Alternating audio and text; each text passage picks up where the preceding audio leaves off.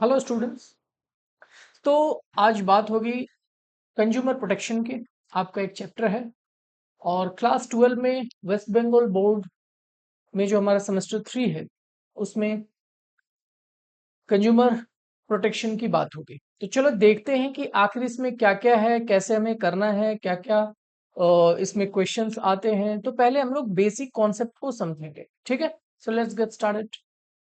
ये हमारा consumer protection heading दिया हुआ है। आज हम लोग पढ़ेंगे कंज्यूमर प्रोटेक्शन। तो ये कंज्यूमर प्रोटेक्शन क्या है? देखो, कंज्यूमर आप सबको पता ही होगा कि कंज्यूमर का मतलब क्या होता है। कंज्यूमर का मतलब होता है ग्राहक। तो जो ग्राहक है ना, उसको प्रोटेक्ट करना है, उसको प्रोटेक्ट करना है। तो कैसे उसको प्रोटेक्ट किया जाएगा और उसके बारे में हमें यहाँ पे पढ़ाई करनी। तो ये हमारा चैप्टर नंबर 7 है। तो चैप्टर नंबर 7 को हमें पढ़ना है। पहले एकदम ध्यान से समझेंगे मुद्दा क्या है, उसके बाद हम इस चीज को अच्छे से समझ पाएंगे। तो कंज्यूमर प्रोटेक्शन पढ़ना है हमें। चलो, तो आगे बढ़ते हैं। इस चैप्टर का लर्निंग ऑब्जेक्टिव क्या है? देखो, लर्निंग ऑब्जेक्टिव साफ साफ स्पेसिफाई किया गया है कि उन्होंने बताया कि इस चैप्टर को पढ़ने के बाद हम लोग क्या क्या कर पाएंगे। तो आप जो है ना, इस चैप्टर को पढ़ने के बाद कैपेबल रहोगे कि इसकी खासियत बताने के लिए, है ना। किसके आधार पे? कंज्यूमर के आधार पे। दूसरी चीज आप क्या बता पाओगे? कंज्यूमर प्रोटेक्शन की इंपॉर्टेंस क्या है बिजनेस के पॉइंट ऑफ व्यू से। कंज्यूमर प्रोटेक्शन को क्यों हम लोग, उसका क्या मतलब होता है, हमारे कंज्यूमर के लीगल राइट्स क्या होते हैं और रिस्पॉन्सिबिलिटीज क्या होती है कंज्यूमर्स की, है ना। कंज्यूमर प्रोटेक्शन एक्ट, जिसको हम लोग प्यार से इस चैप्टर में कोपरा कहने वाले हैं, कोपरा कहने वाले हैं, जो 2019 में आया था। कंज्यूमर से को उठाया, प्रोटेक्शन से पी पीआर उठाया और ए से एक्ट उठाया, कंज्यूमर प्रोटेक्शन। तो चलो शुरू करते हैं। बाकी ये चीजें रहेंगी, एनजीओ वगैरह क्या है, इंट्रोडक्शन हमने देखना है। तो देखो, आज के दौर में ना ग्लोबलाइजेशन जिस तरीके से बढ़ रहा है, हर आज इसको कहा जाता है कि पूरी विश्व, पूरी धरती जो है ग्लोबल विलेज के तौर पे बनती जा रही। तो उस हालात में आज हम लोग विश्व के हर कंट्रीज से लेन देन कर रहे हैं, व्यवसाय कर रहे हैं, बिजनेस कर रहे हैं, और बिजनेस का जो दायरा है वो बहुत तेजी से बढ़ रहा है। तो एक लैटिन में वर्ड है कैवेट एम्प्टर। कैवेट एम्प्टर का मतलब होता है लेट द बायर बी वेयर। ये बिजनेस का, ये है बिजनेस की रिस्पॉन्सिबिलिटी है कि बायर को वो बताएं कि जो बायर खरीद रहा है वो क्या चीज है, उसमें क्या मिली हुई है, किस चीज से बना हुआ है, उसकी एडवांटेज क्या है, डिसएडवांटेज क्या है। अब देखोगे कि कोई दवाई आपने खरीदा है, कोई दवा देना है, तो उसमें लिखा रहता है कि keep out of reach of children. क्यों? तो ये क्या है, आपको अवेयर करना होता है अपने कंज्यूमर को कि ये चीज बच्चों से दूर रखें, क्योंकि कंज्यूमर को वो नहीं पता होता है। बहुत जगह पे आप कोई प्लास्टिक या कोई चीज देखेंगे, वहां लिखा रहता है हेल्थ हैजर्ड, आप ये हेल्थ के लिए सही नहीं। तो ऐसी चीजों को आप कैसे सुरक्षित तरीके से यूज करेंगे, ठीक है। तो ये कंज्यूमर के बारे में। तो देखो, कंज्यूमर प्रोटेक्शन की जरूरत क्यों पड़ गई? देखो, कंज्यूमर प्रोटेक्शन की जरूरत इसलिए पड़ गई कि जब हमारा कंज्यूमर चीजों को यूज करता है, तो आज के कट थ्रोट कंपटीशन में, गला काट कंपटीशन में, कुछ ना कुछ मैल प्रैक्टिसेस होती हैं, कुछ ना कुछ ऐसे काम होते हैं जो नहीं होने चाहिए। तो ऐसे काम हो रहे हैं, हमारे ग्राहक मर रहे हैं, चीजों को यूज कर रहे हैं। तो पूरा ये जो मुद्दा है उसको आज हम समझेंगे। ये पढ़ना क्यों पड़ रहा है? देखो पढ़ना इसलिए पढ़ रहे हैं ना कि हम लोग भी कंज्यूमर हैं, आगे चल के हमारे अपने राइट्स को, अधिकारों को समझेंगे, हम देश के नागरिक हैं।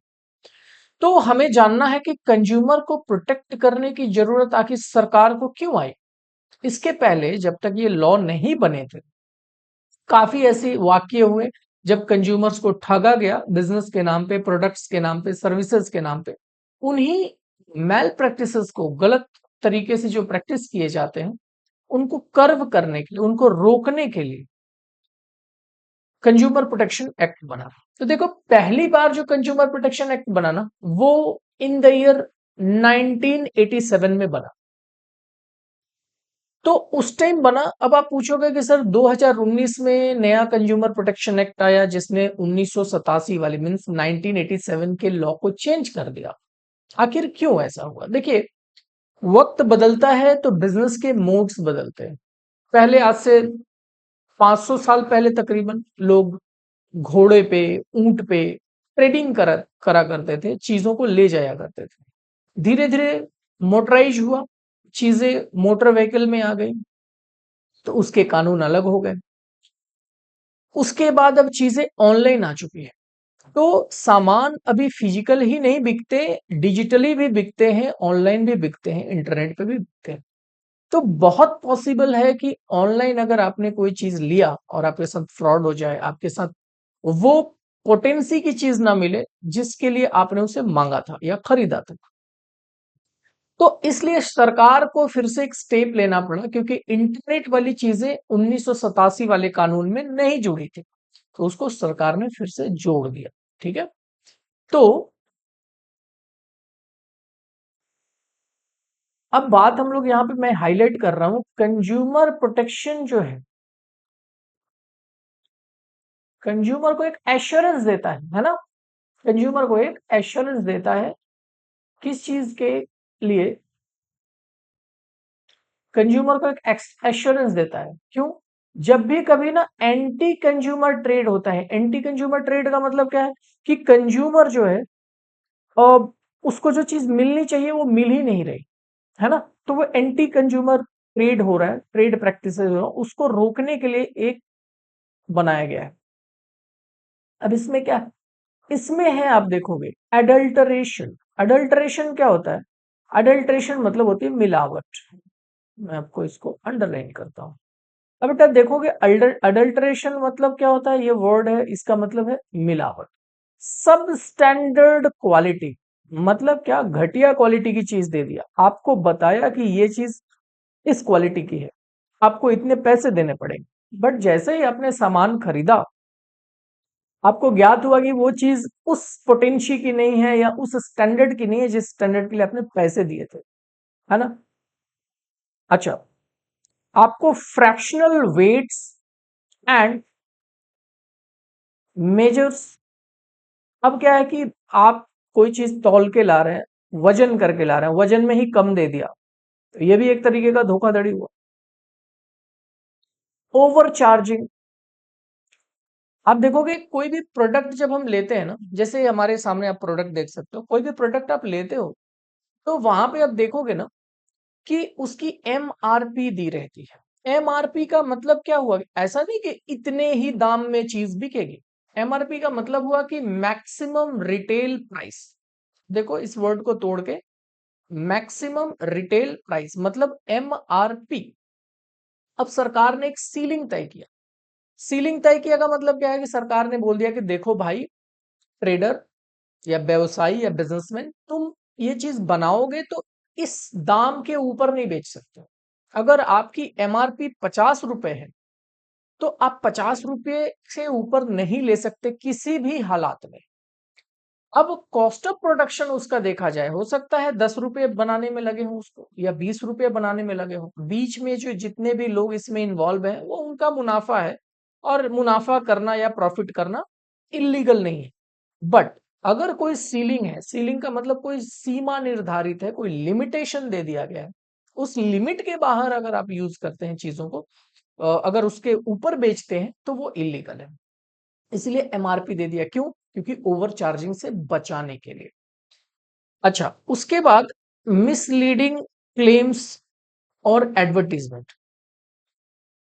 देखिए एक बहुत ही लीडिंग केस मैं बताता हूं आपको। फेयर एंड लवली का नाम आपने सुना होगा, आप देखेंगे फेयर एंड लवली। उसमें क्या था कि उन्होंने बोला कि फेयर एंड लवली, नाम ही रखा फेयर एंड लवली। अब फेयर का मतलब होता है गोरा या गोरी। उसको हिंदी में कहें तो कह सकते हैं कि गोरी और प्यारी। मतलब क्या, उनका था क्लेम कि ये क्रीम लगाओगे आप तो आप गोरे भी बन जाओगे और सुंदर लगो। किसी कंज्यूमर प्रोटेक्शन को जो मानते हैं या कंज्यूमर एक्टिविस्ट, उन्होंने एक केस दर्ज किया। बाद में कोर्ट ने कहा इस कंपनी को कि आप अपना नाम फौरन चेंज करो, कारण कि ये एक मिसलीडिंग क्लेम और मिसलीडिंग इंफॉर्मेशन या मिसलीडिंग एडवर्टीजमेंट के तहत आई। क्यों? वो क्रीम किसी को गोरा नहीं बना रही थी। टेम्पररी गोरा बनाना अलग चीज होता है, परमानेंट गोरा बनाना अलग। तो कोर्ट का कहना था कि आपके इस नाम से जनता में जो मैसेज जा रही है वो ये जा रही है कि आप गोरा बनाते हो परमानेंट, आपकी क्रीम लगाने से। बहुत सारे लोग ऐसे खरीद भी रहे थे उस प्रोडक्ट को। तो कोर्ट की कार्रवाई के बाद फौरन उस कंपनी ने अपना नाम, अभी देखिए पहले नाम था फेयर एंड लवली, अब इन्होंने क्या नाम रखा, ग्लो एंड लवली। ठीक है, तो अब ग्लो एंड लवली रख लिया। ठीक, फेयर वर्ड हटा दिया। तो अभी क्या है, कंज्यूमर बहुत ही जागरूक हो रहे हैं। तो कंज्यूमर को प्रोटेक्ट करना सरकार की जिम्मेदारी है और सरकार उसको कर भी रही है किसी हद तक। तो चलिए ये सब आप समझ गए। अब इसका ना थोड़ा हम लोग स्कोप देखते हैं। अब आप बोलेंगे सर स्कोप क्या है? स्कोप का मतलब कहां कहां ये लागू हो सकता है, किस किस क्षेत्र में इसको यूज किया जा सकता है। तो ये बहुत ही वाइड रेंज, बहुत ही इसका कंज्यूमर का जो स्कोप है कंज्यूमर प्रोटेक्शन का, बहुत ही वाइड है। ठीक है, तो उसको हम लोग देख भी लेंगे आगे। अब बारी है कि हम लोग देखेंगे इंपॉर्टेंस ऑफ कंज्यूमर प्रोटेक्शन। आखिर कंज्यूमर प्रोटेक्शन का इंपॉर्टेंस क्या है, खासियत क्या है, उसको क्यों रखा हम, है ना, कंज्यूमर को क्यों प्रोटेक्ट करना है। तो देखिए सबसे पहले कंज्यूमर के पॉइंट ऑफ व्यू से देखेंगे। सबसे पहले हम इसको कंज्यूमर के पॉइंट ऑफ व्यू से देखेंगे, उसके बाद हम बिजनेस के पॉइंट ऑफ व्यू से देखेंगे। ठीक है ना, तो हमने पहले कंज्यूमर के पॉइंट ऑफ व्यू से देखना है, फिर बिजनेस के पॉइंट ऑफ व्यू से देखना है। क्योंकि देखो कंज्यूमर प्रोटेक्शन में दोनों चीजें इन्वॉल्व है, बिजनेस भी इन्वॉल्व है और कंज्यूमर भी इन्वॉल्व है। तो दोनों के दृष्टिकोण से देखना होगा चीजों को। तो सबसे पहले हम लोग चलो देख लेते हैं importance from the view point of consumers. Consumers के व्यू पॉइंट से देख लेते हैं। कंज्यूमर के व्यू पॉइंट से क्या है ना, कि सबसे पहले उनको प्रोटेक्ट करने की जरूरत क्यों। देखो हम लोग मान लो अब शहर में रहते हो, बहुत सारे लोग दूर दराज के गांव में रहते हैं, हमारी लिटरेसी उतनी नहीं है या अवेयरनेस उतनी नहीं है लोगों को प्रोडक्ट को लेके। तो कंज्यूमर इग्नोरेंस है, इसे हम लोग नकार नहीं सकते। कंज्यूमर इग्नोरेंस बहुत बड़े पैमाने पे। इसलिए जब एक इग्नोरेंट कंज्यूमर है तो उसको पता ही नहीं वो क्या यूज कर रहा है, वो उसके लिए अच्छा भी है कि बुरा है। उस हालात में उस व्यक्ति को सरकार की जिम्मेदारी बनती है प्रोटेक्ट करना। अगला है अनऑर्गेनाइज्ड कंज्यूमर। देखो कंज्यूमर कोई चीज खरीद के लाता है ना, अगर उसमें कुछ खराबी निकल जाती है तो नहीं चला जाता, सारे कंज्यूमर्स एक साथ इकट्ठे होकर केस नहीं करते थे। क्यों? अनऑर्गेनाइज्ड है। अब आपको ही नहीं पता कि एक कोई भी एग्जांपल ले लो, कोई भी साबुन का एग्जांपल ले लो, मान लो कि लक्स साबुन ले लो या वाइल्ड स्टोन साबुन ले लो। अब आपको क्या पता है कि आपके मोहल्ले में या एरिया में कितने लोगों के घरों में वाइल्ड स्टोन साबुन यूज होता है ना। जब आपको पता ही नहीं है, अगर उस साबुन से आपको कोई क्षति पहुंच गई, कोई हार्म हो गया लगाने से, तो पता होता तब आप उनको कांटेक्ट करते कि भाई आपके साथ भी ऐसा हुआ है कि नहीं। अब आपको पता नहीं है तो बात नहीं होगी ना। तो आप अकेले क्या जाओगे, आप सोचोगे एक साबुन के लिए इससे प्रॉब्लम हो गई तो कहाँ जाए या कोर्ट के पास क्यों जाए। क्योंकि जनरली क्या होता है, एक आम आदमी कोर्ट कानून कचहरी के चक्करों से डरता है। उस हालात में जब कंज्यूमर अनऑर्गेनाइज्ड है तो उस अनऑर्गेनाइज्ड कंज्यूमर होने के नाते गवर्नमेंट की एक रिस्पॉन्सिबिलिटी बनती है कि कंज्यूमर्स के लिए कुछ एक कानून बना के दे। और तीसरा जो है ना वो wide spread exploitation of consumers. अब ये wide spread exploitation of consumer जो है या कंज्यूमर्स जो है, ये क्या है? बड़े पैमाने पे भारत में कंज्यूमर्स को एक्सप्लॉइट किया जा रहा है, उनका शोषण किया जा रहा है। अब आप बोलेंगे सर शोषण कैसे होता है? आपको 20 रुपया का चीज 50 रुपए में बेच दिया गया, ये एक शोषण है। आपको 20 रुपए का पानी का बोतल प्रॉब्लम आई, 30 रुपए में बेचना पड़ा, शोषण हो रहा है।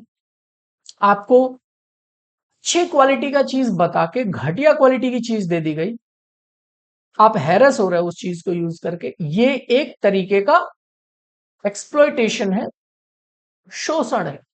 तो इसको हमने देखा।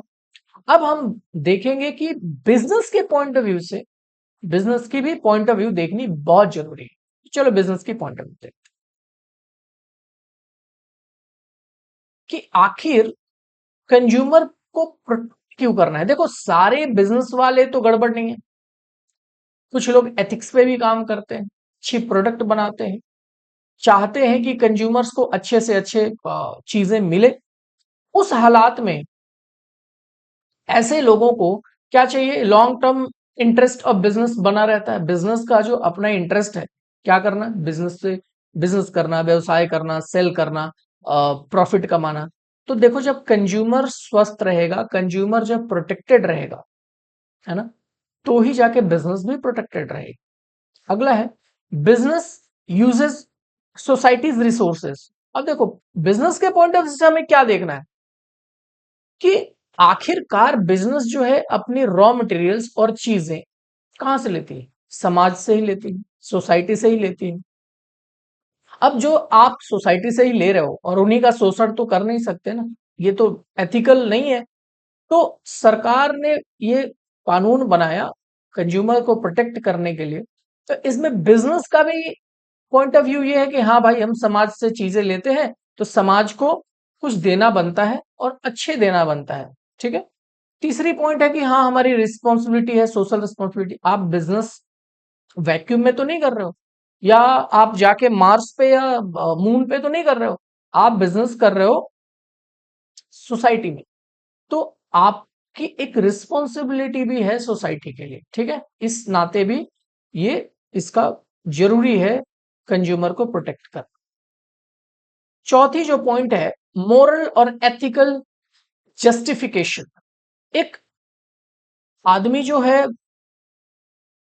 नैतिकता के आधार पे, मोरालिटी के आधार पे, है ना, सही सामान दे। तो नैतिकता के आधार पे भी व्यवसाय को या बिजनेस के पॉइंट ऑफ व्यू से लगता है कि हाँ भाई कंज्यूमर जो है वो हमारे प्रोटेक्टेड रहने चाहिए, वो हमारे सही सलामत रहने चाहिए। और गवर्नमेंट का भी इंटरवेंशन है, क्योंकि गवर्नमेंट भी बोलती है कि भाई कंज्यूमर्स को सही चीज देना पड़ेगा, तो बिजनेस को लगता है हाँ। और कंज्यूमर अवेयरनेस, बिजनेस के पॉइंट ऑफ व्यू से कंज्यूमर कैसे प्रोटेक्ट होता है? जब प्रोटेक्ट होता है तो उसको एक अवेयरनेस आती है, चेतना आती है कि हाँ भाई हमें सही चीज यूज करना है, गलत चीजों को यूज नहीं करना है, या इस चीज को ऐसे यूज करना है। और अगला है कंज्यूमर के बहुत सारे मूवमेंट्स चले, बहुत सारे आंदोलन हुए, और उन्हीं आंदोलनों का फल है कि भारत जैसे देश में बिजनेस वालों को भी लगता है कि हाँ जो कंज्यूमर है, उपभोक्ता है, वो प्रोटेक्टेड रहे। ठीक है, तो ये बातें हमने समझी।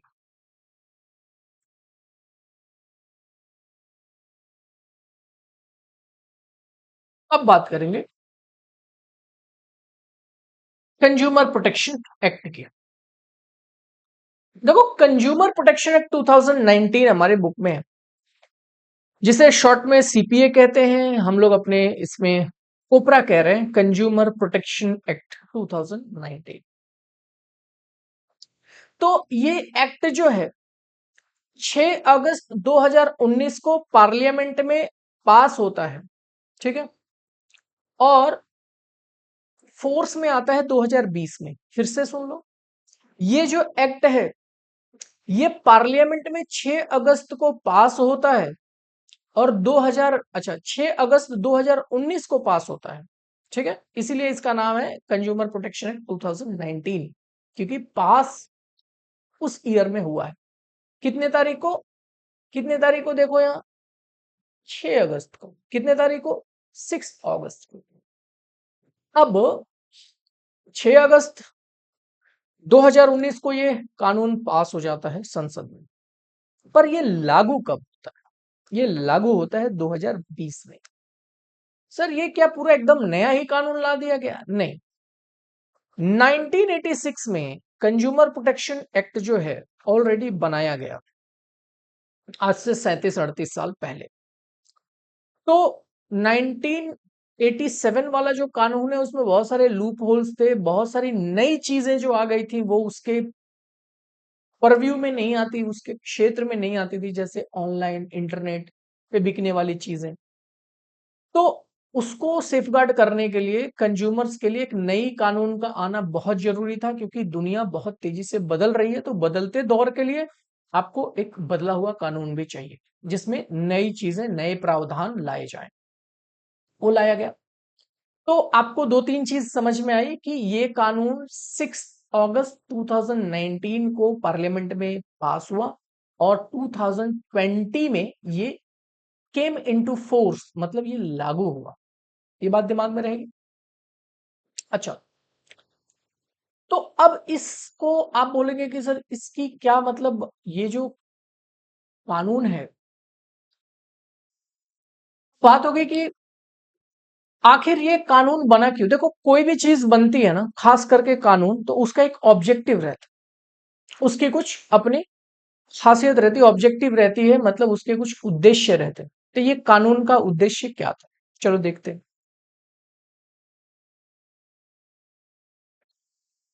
इस कानून को पास करने का दो उद्देश्य है। पहला उद्देश्य है to provide for protection of the interest of consumers.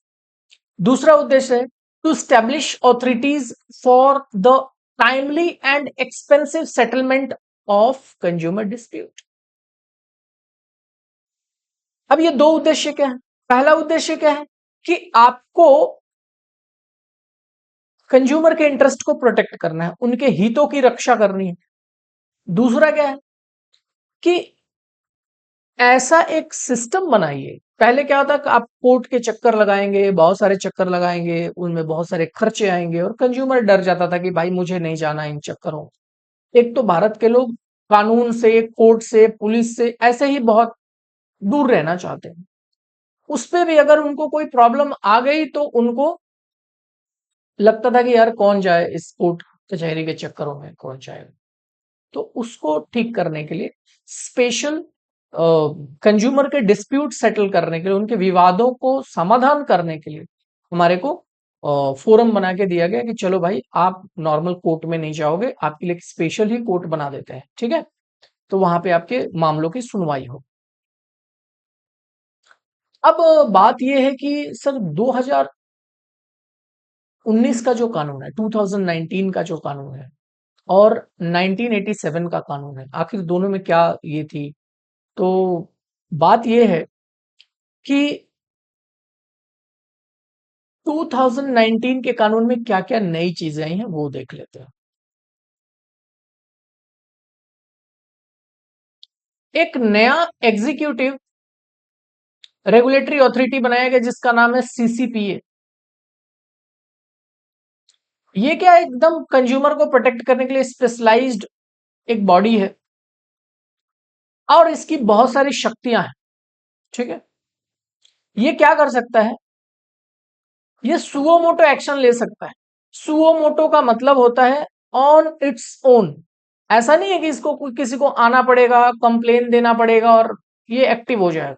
इसको अगर लगता है कि कोई प्रॉब्लम हुई है कंज्यूमर्स के साथ, कोई घोटाला हुआ है कंज्यूमर्स के साथ, उनके साथ कोई नाइंसाफी हुई है, तो ये सीसीपीए जो है खुद ही एक्टिवेट हो जाएगा, अपने आप ही इनिशिएटिव ले ले।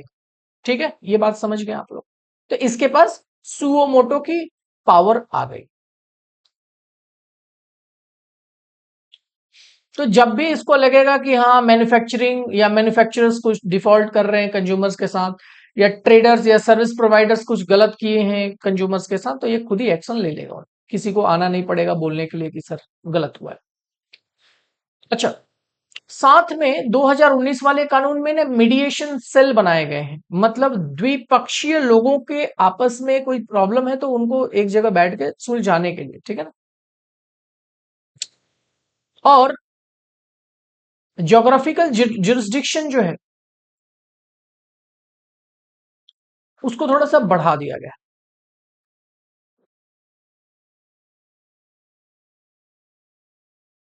अब क्या है, कैसे बढ़ा दिया गया है? थ्री जुरिस्डिक्शन, जो कंज्यूमर कोर्ट्स के जो लेबल्स हैं, जैसे हमारे भारत में जो कोर्ट की जैसी व्यवस्था है वैसे ही इसको भी रखा गया। District commission, state commission and national commission, ये तीन लेबल बना दिए गए, ठीक है ना। और कुछ नए डेफिनेशंस जोड़े गए, नए डेफिनेशंस जोड़े गए, जिसमें क्या है, ये अनफेयर जो है ना टर्म्स जो है, ये क्या है, कॉन्ट्रैक्ट में इसको खुद ही नलीफाई कर सकती है कंज्यूमर कोर्ट, ठीक है। और इस कानून ने कुछ पनिशमेंट भी रखे। अब नॉर्मल पनिशमेंट थी, अब इसमें जेल के भी प्रावधान डाल दिए। मिसलीडिंग एड्स करोगे तो भी जेल होगी, है ना। अगर किसी को मिलावट से किसी भी कंज्यूमर को तकलीफ हुई, उसको इंजरी हुई, तो भी जेल होगी। ये भी एक प्रावधान डाल दिया, पहले जेल वाला प्रावधान नहीं था। अच्छा, दूसरी चीज है, इसने एक कॉन्सेप्ट लाया, प्रोडक्ट लाइबिलिटी एक्शन।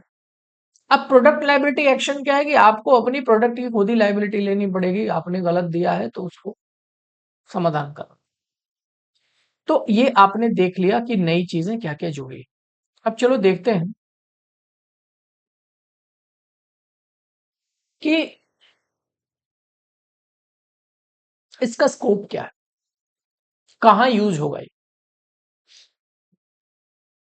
तो सीपीए या कोपरा जो है, कोपरा 2019, कोपरा 2019 कहां पे लागू होगा। सबसे पहले धारा 370 हटी। तो अब कोई भी कानून, पहले क्या लिखा जाता था कि it applies to whole India except the state of Jammu and Kashmir, माने जम्मू एंड कश्मीर को छोड़ के बाकी सारे देश के सारे राज्यों में लागू होगा। पर 370 हटा। अब वहां पे कोई स्पेशल कानून नहीं है, जो भारतीय कानून है वहां भी वही लागू होगा। तो कंज्यूमर प्रोटेक्शन एक्ट जो है is applicable to whole of India. Consumer protection act 2019 is applicable to whole of India. ये पहली बात, इसका स्कोप ये है कि पूरे इंडिया, पूरे भारत वर्ष में लागू होगा। और consumer protection act 2019 aims to provide for protection of interest of consumers as defined in the act. अब देखो, इंटरेस्ट, किसका इंटरेस्ट, किसके हितों की बात हो रही है, कंज्यूमर्स के हितों की बात हो रही है, उसको प्रोटेक्ट करना है। अब ये कंज्यूमर कौन है, कंज्यूमर प्रोटेक्शन 2019 में कंज्यूमर का डेफिनेशन दिया हुआ है, ठीक है, उसको भी हम लोग आगे पढ़ेंगे। अगला बोलता है कि कंज्यूमर प्रोटेक्शन एक्ट जो है ऑथोरिटीज बनाती है, ऑथोरिटीज बनाती है क्या, district commission, state commission and national commission. District commission, state commission and national commission. इससे क्या होता है कि आपका टाइमली आपकी प्रॉब्लम का निपटारा होगा, आपको नॉर्मल कोर्ट में नहीं जाना पड़ रहा है, ठीक है। अब ये कानून किस पे लागू होगा, भाई कंज्यूमर है, तो कंज्यूमर दो ही चीज यूज करेगा, या करेगा गुड्स या करेगा सर्विसेज अवेल, या गुड्स यूज करेगा या सर्विसेज को अवेल करेगा। तो इन्होंने गुड्स अगर यूज किया है और उस गुड्स को यूज करने पे कोई प्रॉब्लम आई, तो भी ये इसी कानून के दायरे में पड़ेगा। और किसी ने अगर सर्विसेज अवेल किए हैं, जैसे टैक्सी लिया, टैक्सी की सर्विसेज आपको बताया कि चलो आपको एक्स जगह पे छोड़ के आएंगे, पर एक्स जगह नहीं छोड़ा, उसके पहले वाई जगह आता वहीं पे छोड़ दिया, गड़बड़ है। आपको ले जाना है उन्हें मुंबई, आपको पुणे तक ही छोड़ दिया, है ना। तो डेफिशिएंसी हो गई उनकी सर्विस से, वो भी इसी के अंडर में आता है। और ये हर तरह के अंडरटेकिंग पे लागू होगा। हर तरीके के अंडरटेकिंग का मतलब, चाहे आप छोटे बिजनेस हो, बड़े बिजनेस हो, बहुत बड़े बिजनेस हो, चाहे आप सप्लाई करते हो ऑनलाइन ऑफलाइन, चाहे आप डायरेक्ट सेलिंग करते हो, मल्टी लेवल मार्केटिंग करते हो। अब देखो मल्टी लेवल मार्केटिंग भी इसमें जोड़ दिया। मल्टी लेवल मार्केटिंग क्या है? आप देखोगे बहुत सारे लोग कि आप तीन को बनाओ, वो तीन तीन को बनाएंगे और मिलके ऐसे कुछ सामान को बेचेंगे। देखिए आप यहाँ पे बहुत सारे कंपनीज का देख सकते हैं, ये मल्टी लेवल कंपनीज हैं। ये क्या करती हैं? डायरेक्ट सेलिंग करती हैं, कि ये अपने एजेंट्स बनाती हैं और एजेंट्स घर घर जाके लोगों को एक्सप्लेन करते हैं, समझाते हैं, और यहां से ये लोग अपनी सेलिंग करते हैं। तो पहले ये इसकी एम्बिट में नहीं था, पहले ये कंज्यूमर प्रोटेक्शन के अंडर नहीं था, उसको भी ले लिया। ठीक है। तो direct selling, multi level marketing, छोटे बड़े हो, ऑनलाइन सेल करते हो, इंटरनेट पे सेल करते हो, कहीं भी सेल करते हो, गुड्स और सर्विस प्रोवाइड करते हो, आप इस कानून के दायरे के अंदर है। अगर आप गलतियां करेंगे तो कानून जो है अपने हिसाब से आपको इस पे सजा देगी। अब बात करेंगे, मैंने क्या बोला था? मैंने बोला था कि तीन चीजें इसमें हमें देखना है। एक है कंज्यूमर, एक है गुड्स, और एक है सर्विसेज। कंज्यूमर ही गुड्स लेगा, कंज्यूमर गुड्स लेगा। गुड्स अच्छा हो सकता है, बुरा हो सकता है। अच्छा होगा बहुत अच्छी बात है, बुरा होगा उसके साथ कुछ गड़बड़ हो गया कंज्यूमर के साथ यूज करने पे, कंज्यूमर प्रोटेक्शन एक्ट 2019 के तहत वो अप्लाई कर सकता है। सर्विसेज आपको बुरी मिली, आप 2019 जो कंज्यूमर प्रोटेक्शन एक्ट है उसके तहत आते हैं। तो ये हमने देख लिया। अब कंज्यूमर का थोड़ा डेफिनेशन देखते हैं।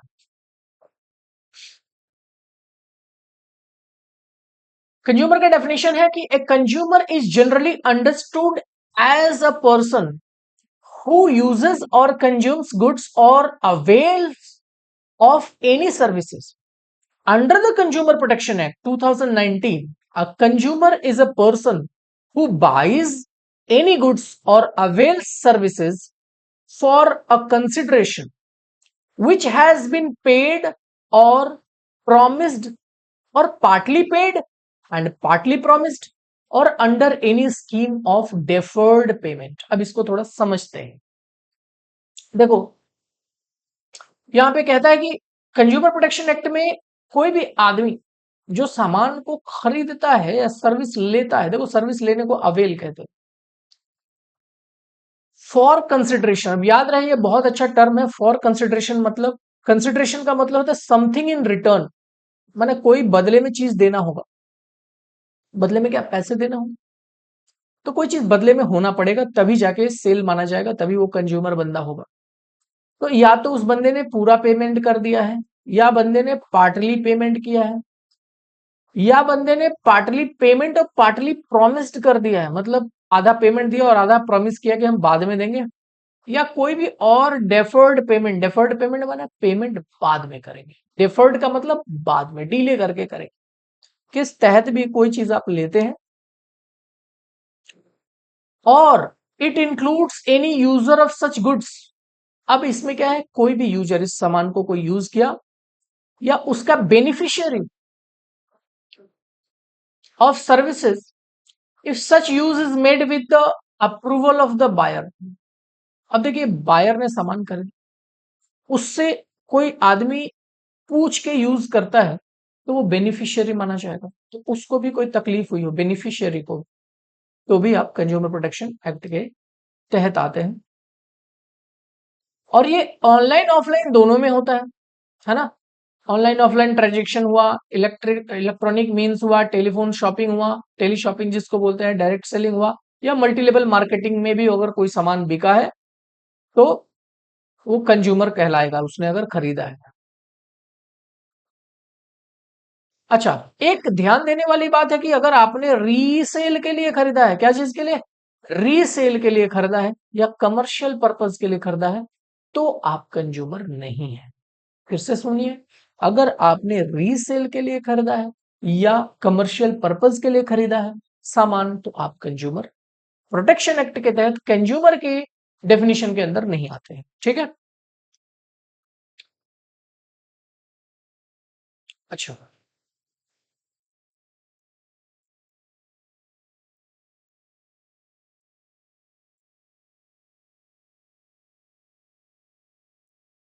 देखो कंज्यूमर कौन नहीं है, कुछ प्रश्न है इसमें। कंज्यूमर कौन नहीं है? किसी ने भी without consideration, if any person who obtains goods without any consideration, अगर एक आदमी ने बिना कुछ दिए सामान ले लिया। अब सपोज मेरी एक दुकान है, मैं पानी बेचता हूं, आप वहां आए, मेरे दोस्त हैं, आपने पानी का बॉटल उठाया, पी लिया और आपको मिर्गी के दौरे आने लगे। अब आपको मिर्गी के दौरे आने लग गए, आपके घर वालों ने मुझे एज ए दुकानदार मुझ पे केस किया कि भाई इनके पानी पीने से ऐसा हो गया, मैंने बात पहुंचाई, तो जब देखा गया कि नहीं, इन्होंने मुझे पैसे ही नहीं दिए, तो वो कंज्यूमर किस हालत से हो जाए। अगर पैसे दिए रहते तब उनको ऐसा कुछ आएगा, ऐसी कोई प्रॉब्लम होगी, तो मैं लाइबल हूं, या जो मैन्युफैक्चरिंग कंपनी है वो लाइबल। समझ गए बात को? तो पेमेंट करके ही चीजों को लेना होगा, इसलिए कहा जाता है, एक स्पेशल नोट है आउट ऑफ इट हट के, कि जब भी आप कोई भी सामान खरीदो किसी भी दुकान से, कहीं से, मॉल से, बिल लेना ना भूलिए। बिल ही बताता है कि आपने पेमेंट किया है ना, रिसीट जरूर लीजिए। चलिए नेक्स्ट देखते हैं। आपने बिना कंज्यूमर के अप्रूवल के, आपने बायर के बिना अप्रूवल के आपने सामान यूज कर लिया। मैंने अपने घर में एक क्रीम रखा है, ठीक है, आप मेरे घर में आए और मुझसे पूछा भी नहीं, आपने वो क्रीम यूज कर लिया गोरे होने के लिए। अगली सुबह उठे, आपने देखा कि आपके चेहरे पे पूरे बाल उग गए और भालू जैसे चेहरे हो गए। तो अब उस हालात में क्या है, आप कंज्यूमर कहलाएंगे? नहीं, क्योंकि मैं कंज्यूमर था, मुझे पता था उसको कैसे यूज करना था, पर आपने बिना बिना मेरी सहमति के ही उस चीज को यूज कर लिया, तो आप कंज्यूमर नहीं। याद रहे, आपको जिसने भी सामान खरीदा है उसकी सहमति से अगर आप ये यूज कर रहे हैं चीज, और तब कुछ गड़बड़ होती है, तो आप कंज्यूमर कहलाएंगे। ठीक है, या बेनिफिशियरी कहलाएंगे। और तीसरी बात, अभी हम लोगों ने पहले भी डिस्कस किया कि अगर आप कोई भी चीज को रीसेल के लिए लेते हैं, कमर्शियल पर्पज के लिए लेते हैं, तो आप कंज्यूमर नहीं है, as per consumer protection act के कंज्यूमर के डेफिनेशन में नहीं है। सर्विसेज का देख लेते हैं। कोई भी आदमी जो सर्विसेज हायर करता है पर पैसे नहीं देता, हायर करता है पर पैसे नहीं देता, क्या वो कंज्यूमर कहलाएगा? नहीं कहलाएगा। मैंने पहले ही बोला है कि नो कंसिडरेशन नो कॉन्ट्रैक्ट। आप कोई भी चीज पेमेंट नहीं दोगे और यूज कर लोगे और तब आपको प्रॉब्लम हो गई, तो कानून भी मानेगा कि नहीं, आप कंज्यूमर के एम्बिट में नहीं हो। किसी ने हायर कर लिया, मान लो मैंने एक कार हायर करी, कार में मैं कहीं घूमने जा रहा हूँ और कार हायर करी आप, मैं जा रहा हूँ दुर्गापुर, आप भी उसमें चुपके से बैठ लिए, आधे रास्ते में गए तो मेरा और आपका देखा हुआ, मेरा और आपका सामना हुआ। मैंने बोला अरे भाई साहब आप इधर, अरे हाँ दुर्गापुर जा रहे थे, सुना आप जा रहे हैं, तो मैं भी चल रहा हूँ, मेरा मीटिंग है या मेरे मेरे परीक्षा है। ठीक है। हुआ यूं कि गाड़ी जैसे आधे रास्ते में थी वो पंक्चर हो गई, ब्रेक डाउन हो गया, 5 घंटे देरी लगेंगे उसको फिर से ठीक होने में, तब तक इनका मीटिंग या एग्जाम छूट गया। अब ये क्या क्लेम करेंगे उस कंपनी की? कतई नहीं करेंगे। क्यों? ये मैंने हायर किया था टैक्सी या गाड़ी, मेरे बिना परमिशन ये गाड़ी पे चढ़ गए, तो ये कंज्यूमर नहीं हुए। अगला है कि कोई भी सर्विस आप रीसेल के लिए लेते हैं या रिटेल के लिए लेते हैं, दूसरों को बेचेंगे या कमर्शियल पर्पज के लिए लेते हैं, तो आप कंज्यूमर नहीं कहलाएंगे।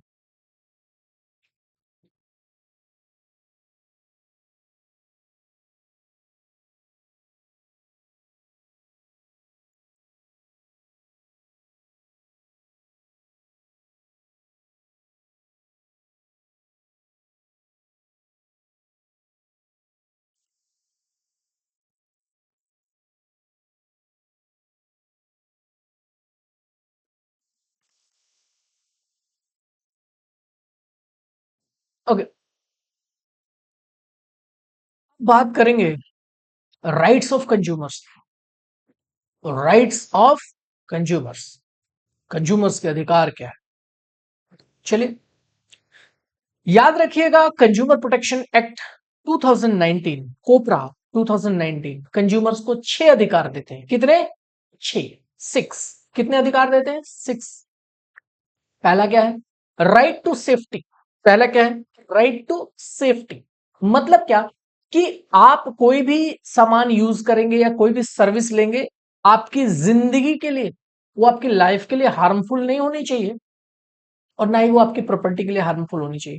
आपको पूरा अधिकार है कि जो भी सामान आप यूज कर रहे हैं वो सेफ हो। ठीक है। दूसरी आपकी राइट क्या है? Right to be informed. Right to be informed. अब देखिए, कोई भी कंज्यूमर जो है उसका पूरा राइट है कि इस जो भी क्वालिटी या क्वांटिटी या प्राइस या कंटेंट या डेट ऑफ मैन्युफैक्चरिंग या एक्सपायरी, उसको जानने का पूरा अधिकार है। ठीक है। देखिए कैसे, आप ये प्रोडक्ट देखिए, इस पे क्या है, इसकी क्वांटिटी कितनी है, किस क्वालिटी की है, इसका प्राइस क्या है, इसमें क्या मिलाया हुआ है, इसका डेट ऑफ मैन्युफैक्चरिंग क्या है और इसकी एक्सपायरी डेट कब है, साफ साफ लिखा हुआ है। ये कंज्यूमर का अधिकार है और जो भी मैन्युफैक्चरर है, सामान बनाते हैं, उनकी जिम्मेदारी बनती है ये चीजें अपने प्रोडक्ट्स पे दर्शाने के लिए।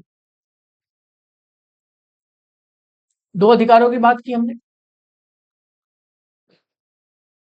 तीसरी अधिकार है राइट टू चूज और right to be assured. Right to choose और राइट टू बी एश्योर्ड मतलब क्या? हमें पूरा अधिकार है कि हम किस सामान को चूज करेंगे अपने लिए इस्तेमाल करें। ठीक है। तो बहुत सारे अलग अलग, अब मान लीजिए कि एक प्रोडक्ट है, कंपनी, वो बोल रही है कि नहीं, हम कोई भी चीज बनाते हैं ना, वो 5 किलो के ही साइज में बनाएंगे, आपको यही लेना होगा। ऐसा तो पॉसिबल नहीं। तो कंज्यूमर को पूरा अधिकार है अपनी चीजों को सेलेक्ट करने का। इसीलिए आप देखेंगे कि कोई भी चीज ना, क्वांटिटी अलग अलग क्वांटिटी में आती है। 50 ग्राम में आती है, 100 ग्राम में आती है, 1 किलो में आती है, 5 किलो में आती है, जो जैसी चीज है। तो मुझे पूरा अधिकार है। कंपनी हमें फोर्स नहीं कर सकती कि आपको इतने ही क्वांटिटी का लेना पड़ेगा, इसी क्वालिटी का लेना पड़ेगा, है ना। अच्छा, जो कंज्यूमर है, जो सप्लायर है, उसको भी बहुत तरीके के वैरायटी की चीजें आपको सप्लाई करनी पड़ेगी जिससे कंज्यूमर चुन सकता है।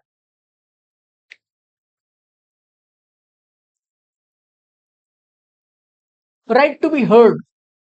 अब हमारा चौथा जो राइट है कंज्यूमर का, राइट टू बी हर्ड, माने सुने जाने का अधिकार। भाई, कोई क्यों सुनेगा?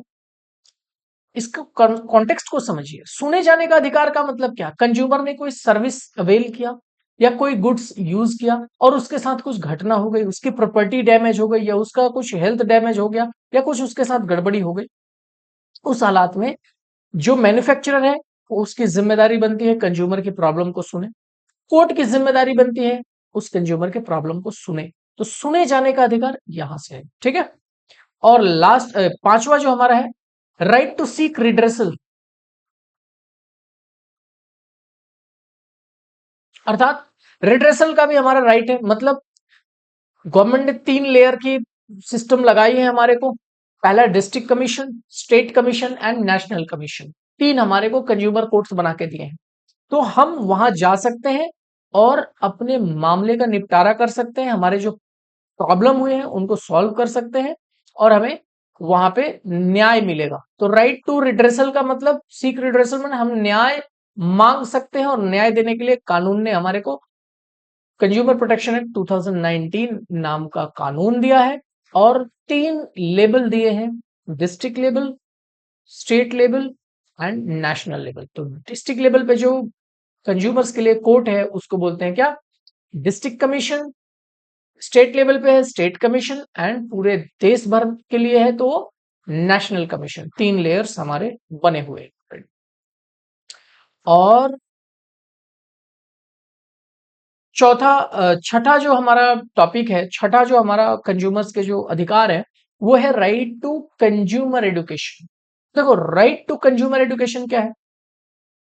कंज्यूमर जो है वो इतना सफर करता है, इतनी परेशानियां झेलता है गलत प्रोडक्ट यूज करके, वो एजुकेट हो पाए। आप देखोगे ministry of civil supplies publish करती है एक मैगजीन जिसका नाम है उपभोक्ता जागरण, जिसका नाम है उपभोक्ता जागरण। ये मैगजीन पढ़ के लोग काफी जागरूक होते हैं। दूरदर्शन जो है टेलीकास्ट करती है प्रोग्राम लाइक संरक्षण उपभोक्ता का। ये प्रोग्राम देखिए, उसमें संरक्षण उपभोक्ता का एक प्रोग्राम चलाती है दूरदर्शन, क्योंकि दूरदर्शन भारत सरकार की एक टीवी चैनल है। और इसी के साथ साथ हर 15 मार्च को, याद रखिएगा, हर 15th of March, every year 15th of March we celebrate consumer day. We celebrate consumer day on every 15th of March every year. Okay, ये ध्यान में रखेंगे आप। अब तो बात हो गई बहुत कि हमारी अधिकार चाहिए, अधिकारों की बात। अब बात है कि हमारे कंज्यूमर्स की रिस्पॉन्सिबिलिटी भी तो कुछ बनती है। वो कानून सिर्फ अधिकार ही अधिकार नहीं दे देते, आपको रिस्पॉन्सिबिलिटी भी निभानी पड़ती है, दायित्व भी आपको देखने पड़ते हैं। तो चलिए, पहला आपका दायित्व क्या है? पहला आपका दायित्व है to be an aware customer, to be an aware customer. दूसरा आपका दायित्व है टू बाय स्टैंडर्डाइज प्रोडक्ट्स। तीसरा आपका दायित्व क्या है? To use product safely. आप जो भी प्रोडक्ट यूज करेंगे सेफली यूज करेंगे। नेक्स्ट है to read the label of the product. Next है टू बी असर्टिव। छठा नंबर है टू बी ऑनेस्ट। सातवां नंबर है to see to ask for a cash memo on receipt. पीछे पहले ही मैंने बोला था कि जब भी आप कोई चीज खरीदो तो कैश मेमो लो, रिसीट लो। और नेक्स्ट टॉपिक जो है हमारा, नेक्स्ट पॉइंट जो है हमारा, file a complaint against genuine grievances. आपके सच में कोई मुद्दे हैं, जो सही मुद्दे हैं, उस पर आप कंप्लेन भी करिए।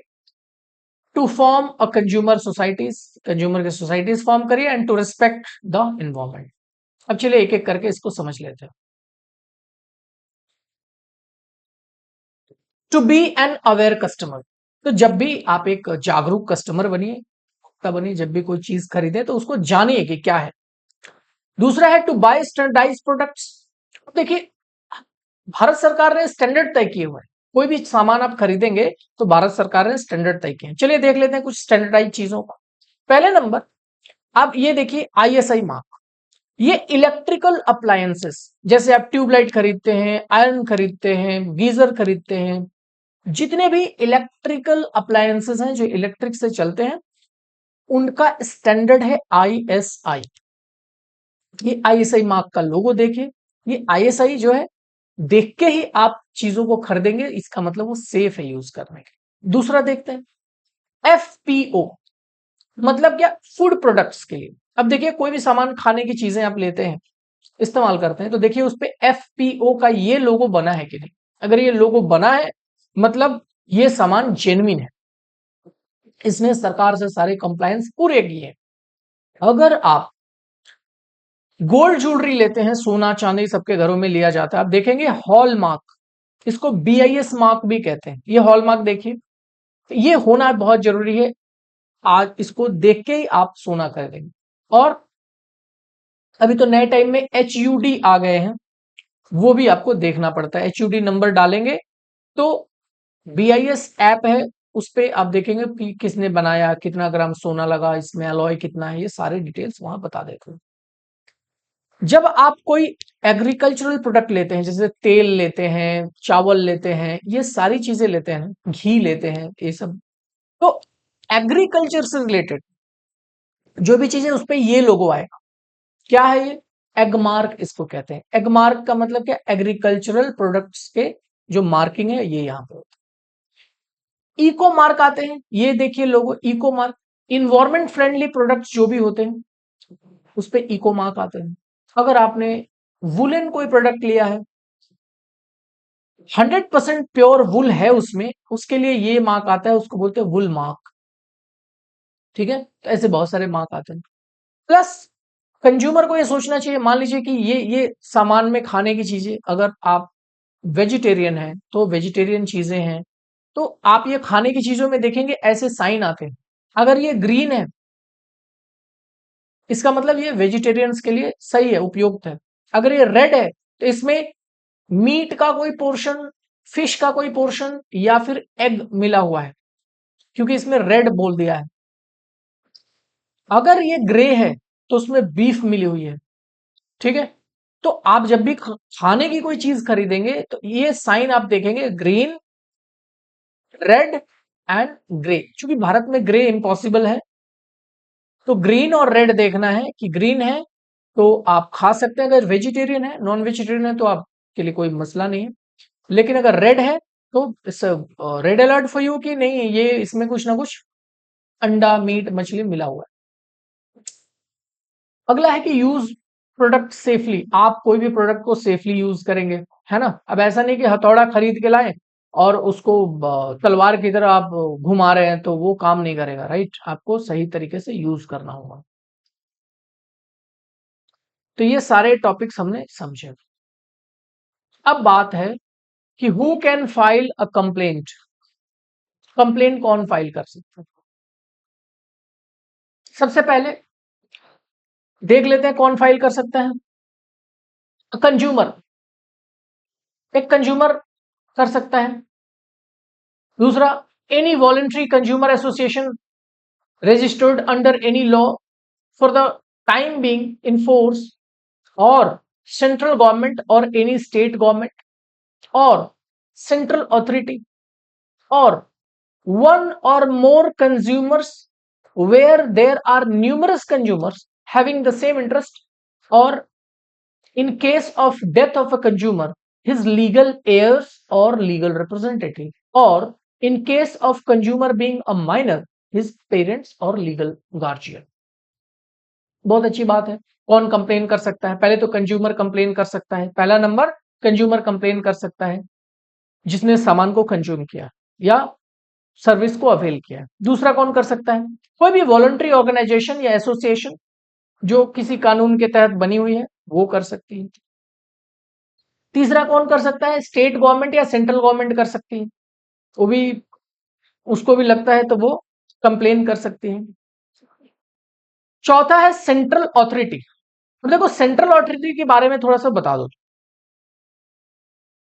कंज्यूमर प्रोटेक्शन एक्ट 2019 में एक रेगुलेटरी अथॉरिटी बनाया गया, उसको हम लोग बोलते हैं CCPA, मतलब सेंट्रल कंज्यूमर प्रोटेक्शन अथॉरिटी।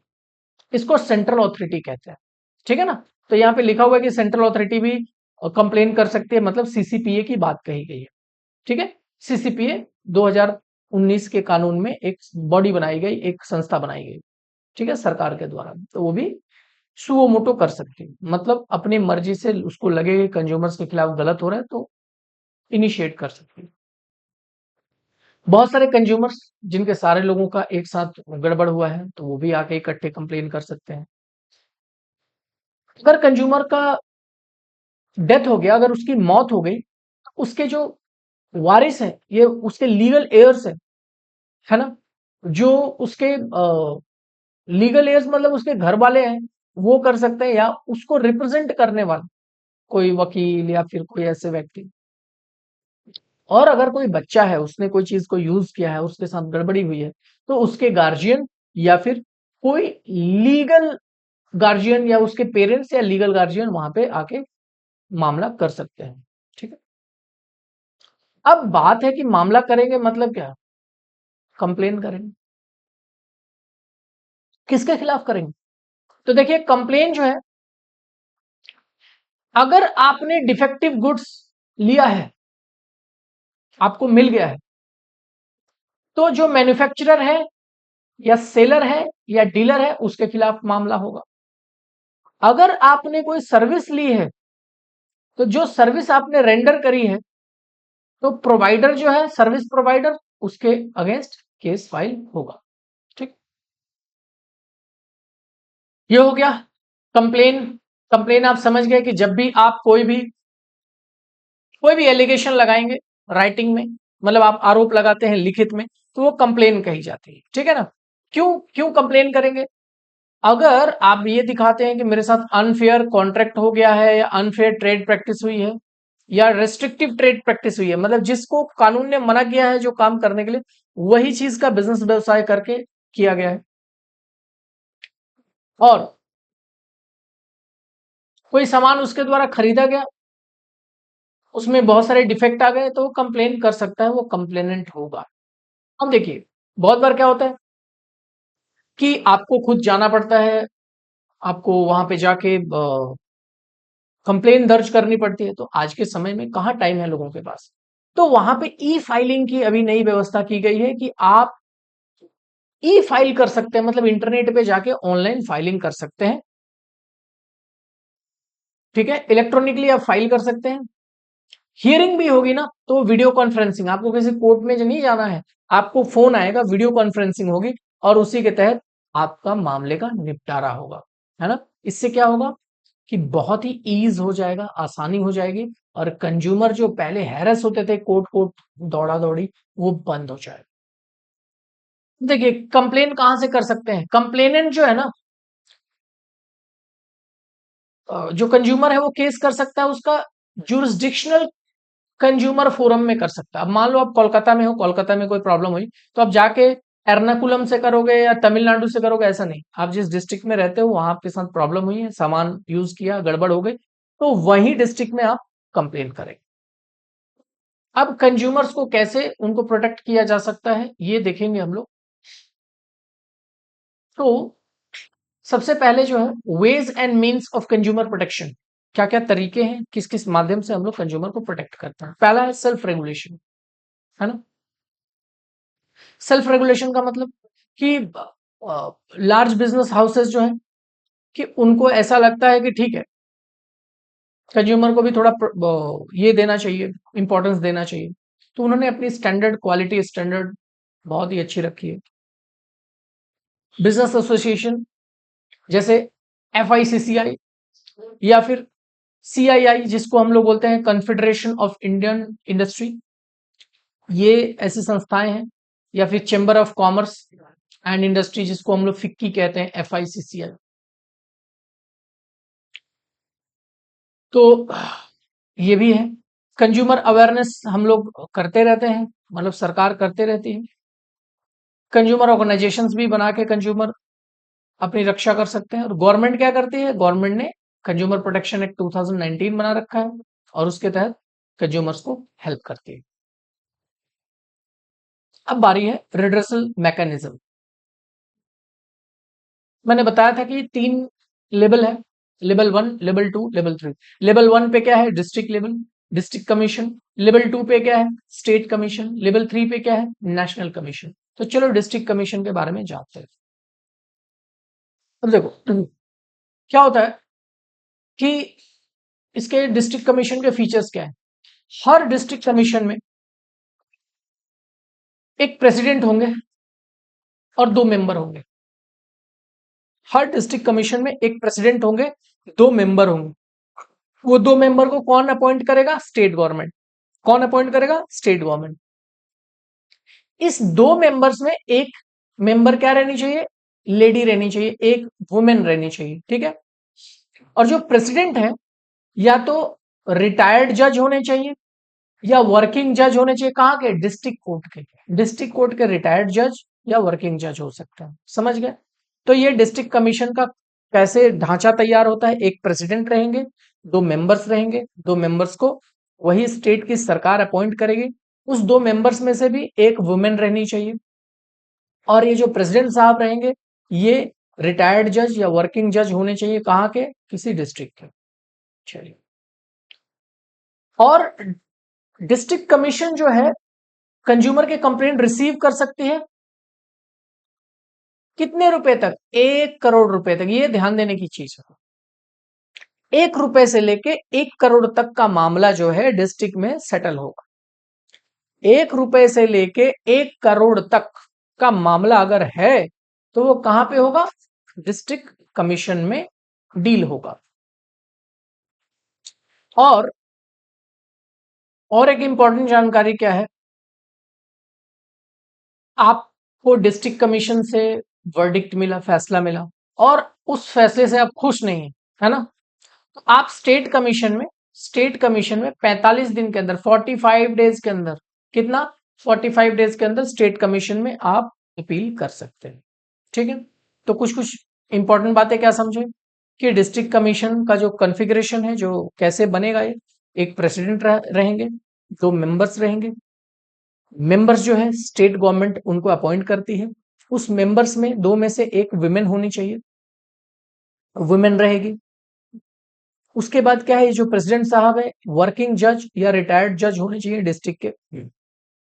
और मामला जो है 1 करोड़ तक का, 1 करोड़ 1 रुपए का भी मामला हुआ तो डिस्ट्रिक्ट कमीशन में ये हल नहीं होगा, फिर उसको स्टेट में ले जाना पड़ेगा। चलो स्टेट कमीशन की बात करते हैं। स्टेट कमीशन,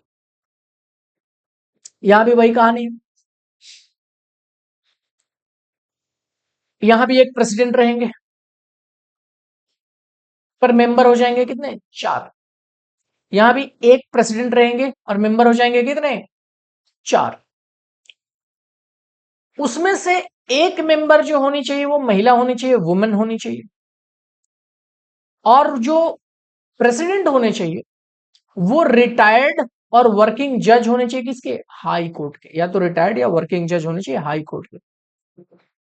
और ये सबको कौन अपॉइंट करेगा, स्टेट गवर्नमेंट करेगी। कौन करेगा, स्टेट गवर्नमेंट करेगी। सर यहां मामला कितने का देखा जाएगा, 1 करोड़ से ज्यादा, 10 करोड़ से कम, माने 1 से 10 करोड़ के बीच का मामला है। अगर आपका प्रोडक्ट या सर्विस 1 करोड़ से लेकर 10 करोड़ के बीच का है तो ये निपटारा होगा कहां, स्टेट कमीशन में। स्टेट कमीशन में एक प्रेसिडेंट, 4 मेंबर्स, 4 मेंबर्स में से एक महिला मेंबर होनी चाहिए, मतलब वुमन होनी चाहिए। प्रेसिडेंट साहब जो है वर्किंग या रिटायर्ड जज होने चाहिए, कहां के, हाई कोर्ट के। ये बात समझ गए। और इन सबको अपॉइंट कौन करेगा, स्टेट गवर्नमेंट करेगी। ये बात समझ गए।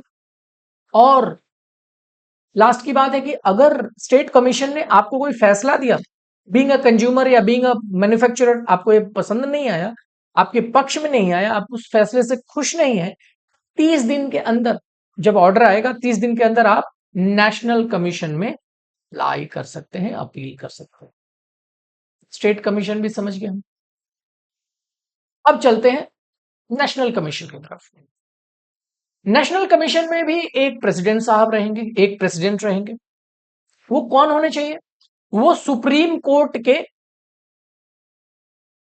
जो प्रेसिडेंट होंगे, सुप्रीम कोर्ट के क्या होने चाहिए, जज होने चाहिए। मतलब या तो वर्किंग या रिटायर्ड जज होने चाहिए सुप्रीम कोर्ट। और 4 मेंबर्स होने चाहिए, 4 मेंबर्स में से भी एक वुमन होनी चाहिए। और इनको अपॉइंट कौन करेगा, इस बार स्टेट नहीं करेगा, इस बार सेंट्रल गवर्नमेंट करेगी, क्योंकि मामला सेंट्रल गवर्नमेंट का है। ठीक है। और यहां पे कंप्लेंट कहां से होगा, तो कोई भी मामला 10 करोड़ से ऊपर का है, 10 करोड़ से ऊपर का है तो वो नेशनल कमीशन में जाएगी।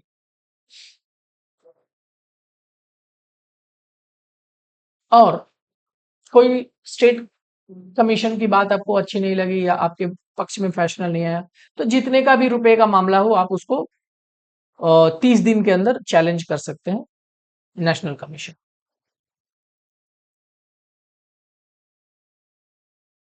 अब लास्ट की बात इसमें यह है, अगर मुझे नेशनल कमीशन के भी फैसले से खुशी नहीं है, नेशनल कमीशन के फैसले को भी मैं नहीं मानता या मेरे पक्ष में नहीं है, तब मैं कहा जाऊं, तब आप सुप्रीम कोर्ट जा सकते हैं। फैसले के 30 दिन के अंदर नेशनल कमीशन ने जो आपको फैसला दिया है उसके 30 डेज के अंदर अंदर आप सुप्रीम कोर्ट में अप्लाई कर सकते हैं, अपील कर सकते हैं। समझ गए। कंज्यूमर्स को जो है क्या रिलीफ मिलता है, क्या उनको रेमेडीज मिलती है।